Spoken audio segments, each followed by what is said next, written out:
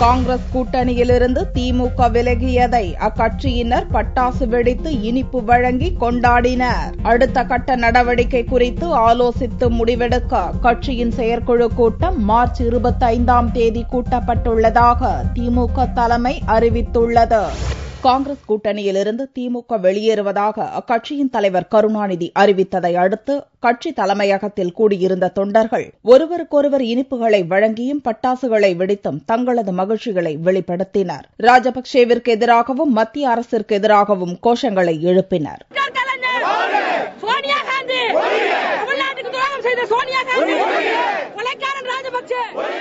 கடந்த 2004ஆம் ஆண்டிலிருந்து மத்திய அமைச்சரவை மற்றும் கூட்டணியிலிருந்து விலகுவது குறித்து இதுவரை 6 முறை திமுக அறிவித்தது. தற்போது கூட்டணியில் இருந்தும் மத்திய அமைச்சரவையில் இருந்தும் வெளியேறுவதாக திமுக அறிவித்திருந்தாலும் 21ஆம் தேதிக்குள் காங்கிரஸ் மற்றும் மத்திய அரசு தரப்பிலிருந்து நல்ல தகவல் கிடைத்தால் தங்களது கருத்தை மாற்றிக்கொள்ள தயார் என்றும் கருணாநிதி கூறியுள்ளார். இது தொடர்பாக ஆலோசித்து முடிவெடுக்க திமுகவின் செயற்குழு கூட்டம் மார்ச் 25ஆம் தேதி கூடும் என்றும் கட்சித் தலைமை அறிவித்துள்ளது.